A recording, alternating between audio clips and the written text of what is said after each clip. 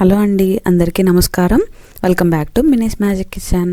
ఈరోజు మనం ఎంతో సింపుల్ అండ్ టేస్టీగా ఉండే కార్న్ మీల్ దోశని ఎలా చేయాలో మీకు చేసి చూపించాలనుకున్నానండి.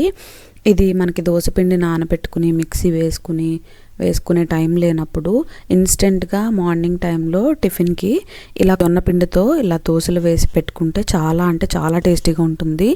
అండ్ ఇది చాలా హెల్దీ కూడా. పిల్లలు కూడా చాలా ఇష్టంగా తినేలా ఉంటుంది. పెద్దవాళ్ళు అయినా సరే, మనకి చట్నీ లేకపోయినా సరే మనం ఉట్టి దోశ కూడా తినేసేయచ్చు అనమాట. సో ఇప్పుడు ఈ దోశ పిండిని ఎలా చేయాలో చూపిస్తాను రండి.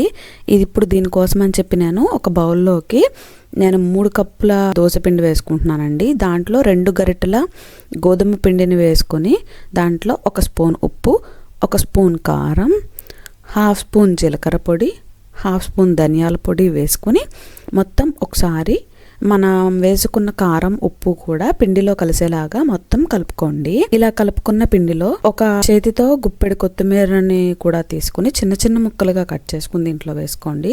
అలాగే 2 రెమ్మల కరివేపాకును కూడా చిన్న చిన్న ముక్కలుగా కట్ చేసి దీంట్లో వేసుకొని మొత్తం ఒకసారి తిప్పుకొని దీంట్లో కొంచెంగా వాటర్ యాడ్ చేసుకుంటూ మనకి దోశపిండి బ్యాటర్ కన్సిస్టెన్సీ ఉంటుంది కదండి, అలాగా ఆ కన్సిస్టెన్సీలోకి వచ్చేలాగా మొత్తం పిండి అంతా కూడా కలిసేలాగా కలుపుకోండి.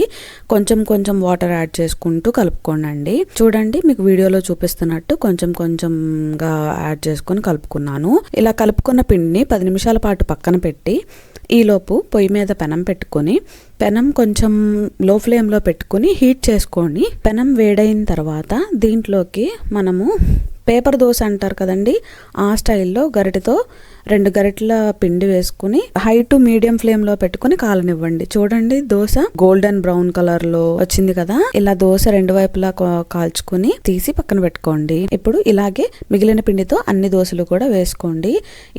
ఈ దోశ చాలా బాగుంటుందండి. చాలా క్రిస్పీగా ఉంటుంది. మీరు ఉట్టి దోశ కూడా తినేసేయచ్చు అనమాట. మీకు చట్నీ లేకపోయినా సరే ఒకసారి మీరు కూడా ట్రై చేసి చూడండి. మీకు ఎలా వచ్చిందో మాకు కమెంట్స్లో చెప్పండి. ఇలాంటి మరిన్ని వీడియోల కోసం మా ఛానల్ని తప్పకుండా సబ్స్క్రైబ్ చేసుకోండి. ఈ వీడియో మీకు నచ్చినట్లయితే కనుక మీ ఫ్రెండ్స్ అండ్ ఫ్యామిలీతో కూడా షేర్ చేయండి. Thank you for watching our video.